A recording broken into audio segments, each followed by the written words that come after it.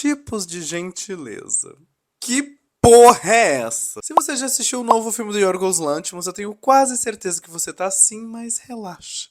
Você não tá sozinho nessa. Eu saí da sala de cinema sentindo que o meu cérebro tinha derretido em ácido e eu precisei de tipo uns 2 dias pra poder começar a interpretar essa história doida. Comecei a pesquisar tudo sobre o filme e vim aqui explicar tudo o que acontece. Quais são os significados dessas histórias, falar sobre a peça que inspirou o diretor a fazer o filme, a conexão entre cada uma dessas histórias, quem é esse bendito RMF e todos os seus simbolismos. A gente também vai falar sobre os sonhos, a Ilha dos Cachorros, o carro roxo, a dança, a escolha da trilha sonora, até os pôsteres. Então, sem mais enrolação, vamos direto pro vídeo, que a gente tem muita coisa para explicar aqui. Oi, eu sou o Crítico, sejam bem-vindos a mais um vídeo no canal, e se você gosta de entretenimento, cultura pop e fofoca, você tá no lugar certo. Já deixa o like antes de começar, não se esquece de se inscrever no canal e mandar esse vídeo pros seus amigos que estão igual você aí com essa cara de tacho sem entender nada desse filme. Pra gente começar a entender essa ideia, a gente precisa conhecer o projeto que inspirou o Yorgos Lanthimos.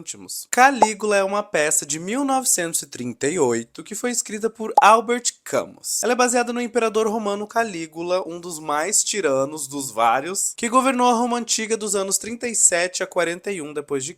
Depois da morte da esposa, que ele amava profundamente, Calígula se desprendeu da realidade e realizou que tudo isso que faz a gente ser humano, na verdade, é besteira. Pactos sociais como relacionamentos, religião, moral e ética, objetivos e carreira profissional são coisas fúteis que na realidade distanciam a gente de viver a verdade absoluta. Segundo ele, nada disso importa e o homem só vai ser livre quando ele viver verdadeiramente da forma que ele quer. Ele decide então viver essa liberdade ele mesmo, deixando de lado todas essas distrações. Ele começa então a criar uma crença própria e usa o seu próprio poder para demonstrar isso. Ele começou a torturar inocentes aleatoriamente, forçando a família a assistir e comemorar esses momentos, mandava fazer grandes banquetes e no meio disso, e no meio de todo mundo, ele começava a abusar e praticar incesto com as irmãs e mulheres e crianças que estavam lá no meio. Diziam também que ele obrigava servos a se prostituírem. Enfim, gente, ele era horrível. Mas ele também fazia questão de mostrar que ele não estava fazendo isso porque ele caiu em tentações do mal. Então, aleatoriamente, ele liberava escravos ou ele estava torturando uma pessoa e falava: ah, tá bom, agora você pode ir, tô aqui te dando a minha bondade. E isso era para mostrar que não era porque ele compadecia por valores morais que ele fazia isso, mas sim porque ele tinha total controle sobre ele, então ele podia ir tanto pro bem quanto pro mal e isso era uma escolha dele, não era uma coisa da humanidade. Realidade, ele era um louco varrido, né, gente? Mas vamos lá. Agora, interpretando essa filosofia do Calígula, a gente vê que na real ela é um paradoxo. Esse desapego à humanidade acaba se tornando uma prisão, porque ele se isola, ele se autodestrói, ele enlouquece. Se desligar de coisas que são intrínsecas à humanidade, tipo emoções, relacionamentos, responsabilidades, é se desligar do mundo. Calígula perdeu a cabeça porque ele literalmente se desligou das coisas que fazem a gente ser são. E sem isso, realmente, o mundo não tem sentido. E se não tem sentido, a gente fica doido. E esse é o cerne da ideia de Kinds of Kindness, só que pelo caminho oposto ao do Calígula. Em vez de se aprisionarem pelo distanciamento da humanidade, como Calígula fez, os personagens do Yorgos eles estão presos às necessidades desesperadas de serem aceitos, amados e validados pela humanidade. E não tem jeito melhor de introduzir esse ponto do que a primeira história do filme, a morte de RMF. A história começa com um cara ouvindo Sweet Dreams no talo no seu sedã azul. Ele dirige até uma casa bonita e lá ele recebe um envelope escrito RMF. Ele também tem essas mesmas palavras bordadas na camisa e tem um questionário super estranho no momento que ele recebe esse envelope. E parece ter passado por toda uma triagem, tanto que a mulher que entrega pra ele tira uma foto do bordado, ela tá falando com alguém no telefone e essa pessoa pergunta se a camisa dele tá realmente passada, se o cabelo dele tá arrumado, se ele parece estar triste. E aí depois de tudo isso, ela pergunta se ele tá ciente dos termos, ele aceita e vai embora. Daí a gente conhece o Robert, que é o protagonista dessa história, e ele é completamente obediente ao seu chefe Raymond. Na verdade, o Raymond não é só o chefe dele, ele é o dono. Raymond controla todos os aspectos da vida de Robert.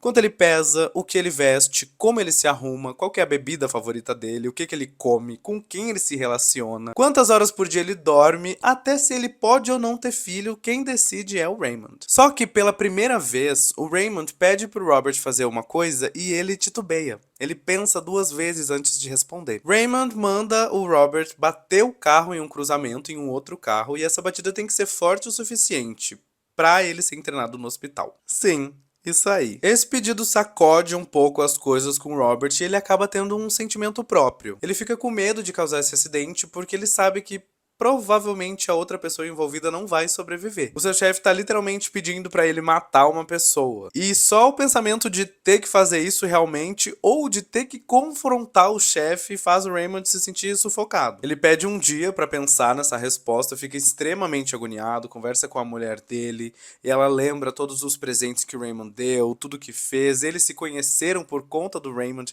e estão junto por causas dele. E ela fala, então, ó, fica com ele, faz o que ele mandar, tá tudo certo, vamos seguir a nossa vida como tá. Mas pra ele realmente não rola. Aí, num segundo de coragem, ele fala pro Raymond que não consegue, que ele não vai fazer o que ele tá pedindo.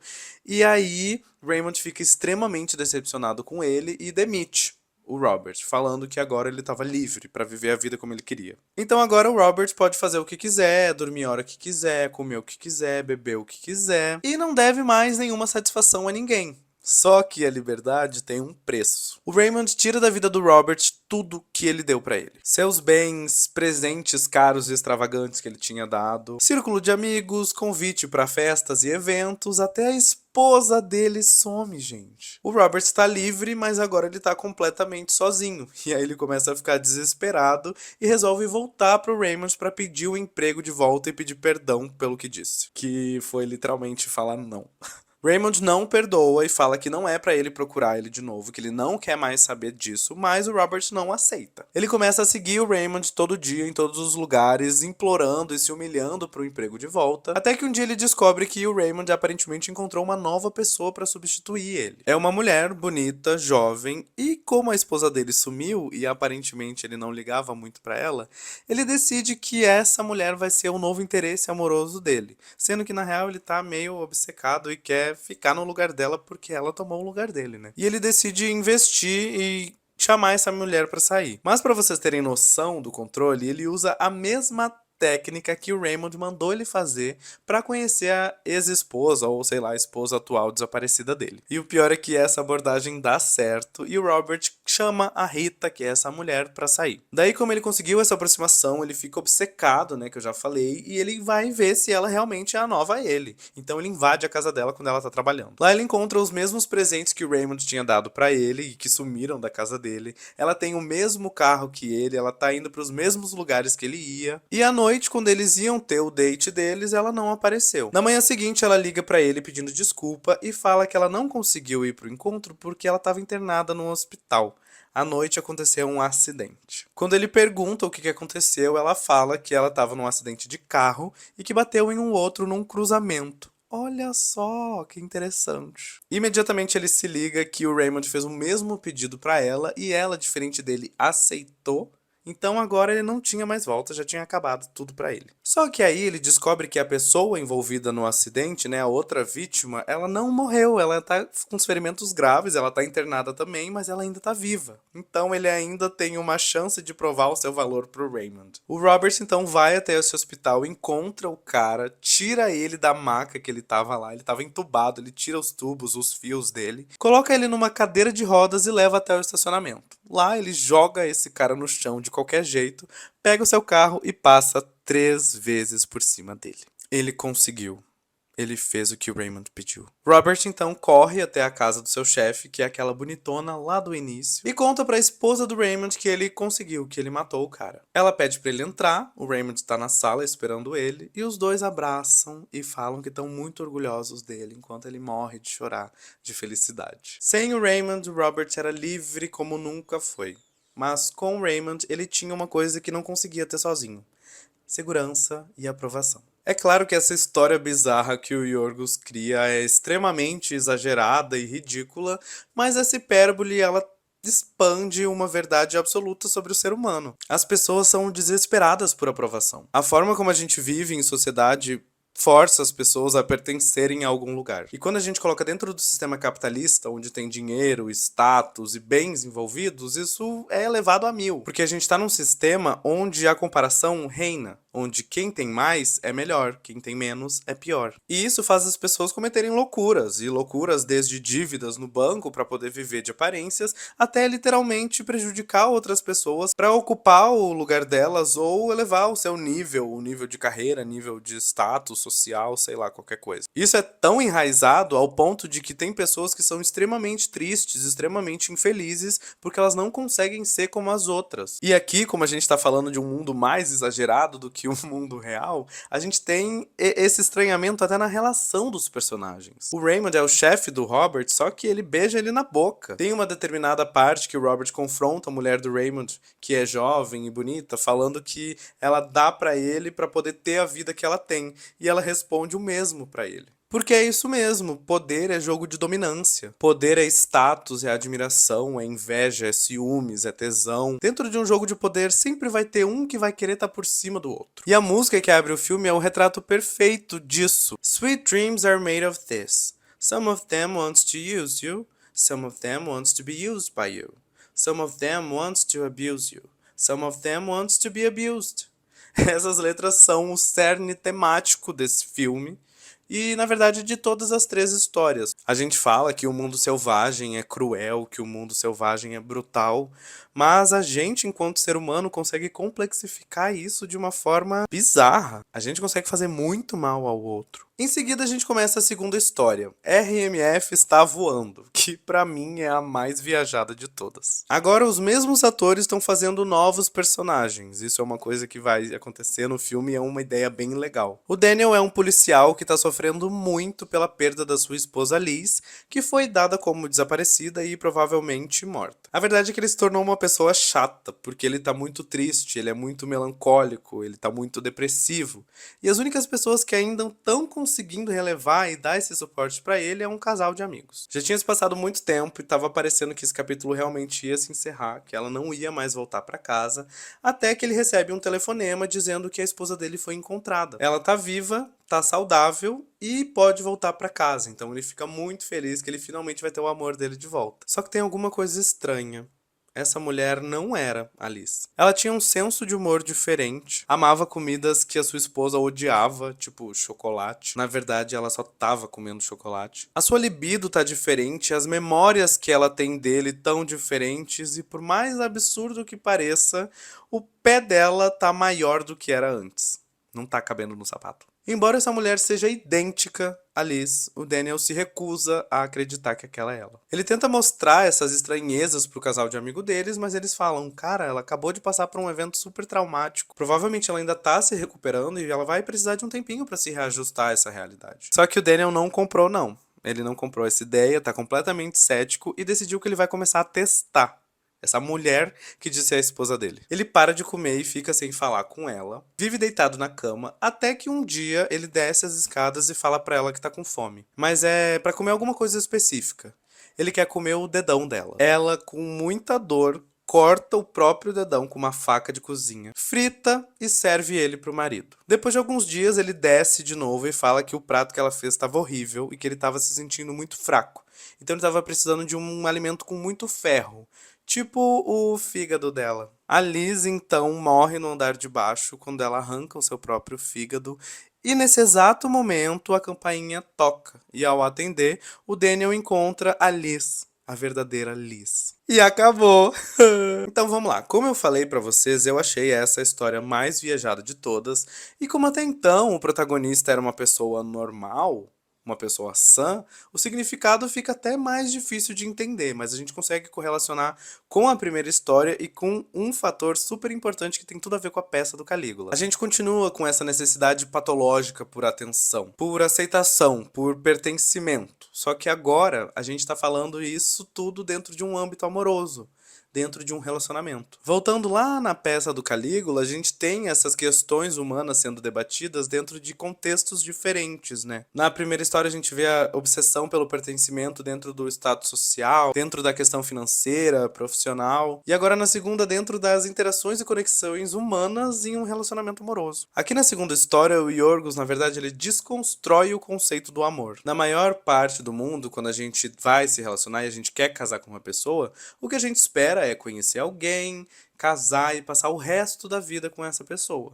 Mas nem sempre é assim que acontece. Porque nós, enquanto seres humanos, somos passíveis de mudança. Acontecimentos, traumas ou às vezes até experiências mesmos podem mudar a nossa percepção das coisas e fazer a gente rever situações. Eu, por exemplo, quando era pequeno, não gostava de picles, não gostava muito de salada e hoje em dia eu adoro. Ainda mais pensando nessa cultura norte-americana, onde as pessoas se conhecem no colégio, começam a namorar e se casam super novinhos. Não faz sentido a vida de uma pessoa de 30 anos ser a mesma da pessoa que tinha 15. A Liz passou por um trauma que fez ela mudar. E essa mudança enfraqueceu a relação dela com o Daniel. Só que isso só aconteceu do lado do Daniel. A Liz que voltou pode até ser diferente da Liz que saiu, mas o amor pelo Daniel continuava incondicional. Ela ainda faz literalmente qualquer coisa por ele, inclusive cortar o seu próprio dedão e tentar cozinhar o seu fígado pra ele porque ele pediu. E ela tem essa relação tão certa que mesmo depois de tudo que aconteceu, o pai dela conversa com ela falando que, olha, você teve uma nova chance, você pode agora procurar uma pessoa que corresponda mais ao seu amor. O Daniel é um cara muito frio, é um cara muito distante. Você não precisa mais estar com ele. Ela fala que não, que ela tem que estar com ele. Ela diz que entre estar com alguém que é legal, que é gostoso de se divertir, mas que tu não pode confiar, e tá com uma pessoa que tu sabe que sempre vai estar contigo, não tem nem o que pensar. Ela sempre vai escolher tá com o Daniel. Então a gente tá vendo aí, tipo, um polo, porque ele tá completamente desconfiado, ele tá completamente cético que ela é ela, e ela continua incondicionalmente amando ele, mesmo ele tratando ela super mal, mesmo ele estando super esquisito com ela. Então, toda essa postura do Daniel nada mais é do que a ignorância e a recusa dessa nova realidade. É super importante a gente entender que essa segunda história tá sendo contada pela perspectiva dele. Sendo assim, quem desconfia, quem tá agindo estranho, é quem ele tá falando que tá agindo estranho. Mas não é possível que numa história onde tem um psiquiatra, amigos, a esposa, o pai da esposa, todo mundo seja louco e ele o único são. Na real, quem é o louco é ele mesmo. As automutilações da Liz podem facilmente terem sido agressões dele. O pé maior que o calçado e comportamentos estranhos podem ser simplesmente coisas sem sentido que estão só dentro da cabeça dele. O encontro com a Liz de verdade no final, na real, é só o resultado da paranoia dele. Matando a falsa Liz, ele estava livre e pronto para receber a Liz verdadeira, aquela que ele idealizava. Não aquela que ele lembrava. E o que conclui a simbologia dessa história são os sonhos da Liz, a Ilha dos Cachorros, né? Que parece ser extremamente aleatório, mas faz total sentido com tudo isso que eu disse. Porque o cachorro é o maior símbolo de lealdade. O melhor amigo do homem é o cão. Até quando tu bate num cachorro, ele ainda vai abanar o rabo quando ele te vê, porque ele sempre espera o melhor de ti. A gente chega então na última história, RMF Come um Sanduíche, que é a minha favorita. Emily e Andrew são membros de um culto e estão numa missão em busca de uma mulher que aparentemente pode reviver os mortos. Diferente das duas primeiras histórias que tinham foco no homem, agora a nossa protagonista é a Emily, é a personagem da Emma Stone, que tá dedicando a sua vida a encontrar essa mulher milagrosa. E ela tá tão obstinada nessa missão que ela abandonou a família dela, ela abandonou o marido e a filha que ela amava muito. E eu não preciso nem dizer que esse culto que ela tá participando é extremamente bizarro, né? Existe uma hierarquia sexual dentro do culto, onde os membros eles são escalados para ter relações sexuais com um homem, que é o líder de todos. Mas antes disso, eles precisam passar por um ritual para ver se eles são puros ou se estão infectados. Eles ficam presos dentro de uma sauna na temperatura máxima e eles basicamente cozinham vivos. Eles só são tirados de lá quando eles desmaiam de exaustão e aí, nesse momento, a esposa do homem lambe o suor deles para ver se eles estão infectados ou se eles são puros. E isso é o dia a dia, assim, é uma coisa normal, mais uma terça-feira aqui na seita. A Emily sente que tá muito perto de encontrar essa mulher. Ela teve um sonho e nesse sonho ela diz que viu essa mulher. Ela tava com o cabelo preso no ralo de uma piscina, ela tava lá no fundo, tava morrendo afogada e não tinha ninguém em volta. Até que do nada duas mulheres vestidas como se fossem competidoras de nado sincronizado entram na piscina e ela vê que elas são gêmeas. Uma dessas meninas vê a Emily lá, então ela desce, corta o cabelo dela e leva ela pra fora da piscina. Só que nesse meio tempo, a Emily perdeu a vida e aí essa menina dá um beijo nela que traz ela de volta. Tava tudo dando certo, mas o encontro não planejado com a família dela faz ela se distrair dessa missão e passar na antiga casa para um jantar. Ela não consegue chegar no horário marcado, então quando ela chega a filha já tá dormindo e ela quer ir embora. Só que o marido convence ela a entrar e tomar um drink. Contrariando as regras da seita, ela aceita. Os membros desse culto não podiam beber outras bebidas além de uma água pura que vinha lá de um ritual de dentro desse culto. Então, ao beber esse drink, ao aceitar essa bebida, ela já tá contrariando essas regras. Só que o que ela não sabe é que o marido coloca uma droga na bebida dela, deixando ela inconsciente. E nesse momento, o marido agride ela. Ela é abusada numa cena extremamente repulsiva, extremamente nojenta. Ela acorda no dia seguinte, nua, e percebe o crime que aconteceu. E pelo que parece, infelizmente, essa não foi a primeira vez. Talvez esse, inclusive, tenha sido o motivo dela abandonar a família e se juntar ao culto, né? Tentar fugir desse pesadelo. Ao voltar para a sede, envergonhada e com medo, ela é notificada que ela foi escolhida para o ritual. E lá, o homem descobre que ela tá infectada. Então ele exila a Emily do culto. Ela fica desesperada para voltar e decide que vai fazer tudo o que for necessário para provar o seu valor e voltar pro culto. Então ela vai atrás de uma menina que abordou ela uma vez num bar, falando que a irmã gêmea dela era a menina que ela estava procurando. Quando ela chega lá, ela reconhece essa menina do sonho dela e descobre que realmente ela era a mulher milagrosa. Aí então ela sequestra, droga essa mulher e coloca ela dentro do carro para levar ela pro líder do culto e ter o seu lugar de volta. Ela dirigia em alta velocidade e um acidente acaba acontecendo e ela mata essa mulher milagrosa. Ela tava sem o cinto de segurança. Se tu tá acompanhando a minha linha de raciocínio, tu já sacou que o desespero pela aceitação e validação da primeira e da segunda história estão presentes aqui, né? Agora com foco no âmbito religioso, o cerne dessa história é basicamente o condicionamento dos nossos objetivos pessoais. Emily foi condicionada por esse grupo de loucos a acreditar que a missão da vida dela era encontrar essa mulher milagrosa e que ao alcançar isso ela ganharia a aprovação máxima deles. Nossa, que absurdo, crítico. Será que é tão absurdo? No mundo real isso acontece toda hora. Quem não conhece alguém que cursou tal faculdade porque o pai e a mãe tinham um sonho que o filho cursasse? Quem nunca ouviu uma história de que uma mãe meio que faz um jogo mental com a filha pra proibir ela de terminar com o namorado porque ele é o garoto perfeito? As pessoas criam essa condição de que a aprovação dela é a aprovação que a pessoa precisa. E isso em diversos âmbitos, né? Eu trouxe aqui exemplos de família, mas a gente sabe que isso pode acontecer em qualquer lugar. Nessa história também existe uma crítica social à misoginia. O homem, que é o líder do culto, representa esse homem poderoso, no topo da hierarquia social, que pode dormir com inúmeras mulheres, até engravidar elas, e ele é respeitado e ovacionado por isso. Enquanto essas mesmas mulheres que se relacionam com ele são hostilizadas e talvez até exiladas por se relacionarem com outra pessoa, até quando não foi um ato consensual, como é da nossa protagonista, né? A caracterização da Emily também é um outro ponto que reforça bastante esse argumento. Ela tem comportamentos tipicamente masculinos. Um carro super chamativo, que quando tá dirigindo em alta velocidade faz o maior barulho do mundo, escuta as músicas no talo, tá sempre de terno e até questões mais interpretativas, como lá no jantar, que ela chega tarde e a filha que queria tanto ver a mãe nem consegue ver porque ela tava trabalhando. Ela tem abandonado a família, esse rolê de, vou comprar um cigarro e já volto. Mas, apesar de tudo isso, dela fazer as mesmas coisas que os homens fazem, ela ainda é inferior. O seu marido, que é o seu agressor, difama ela na frente da sua filha, expondo que ela tem um IST, sendo que foi ele mesmo que passou pra ela. Mesmo sendo violada, ela é expulsa do culto, julgada como pecadora. É a cadeia do gênero. E é muito bom ver o único momento que ela se desprende de todas essas amarras e se expressa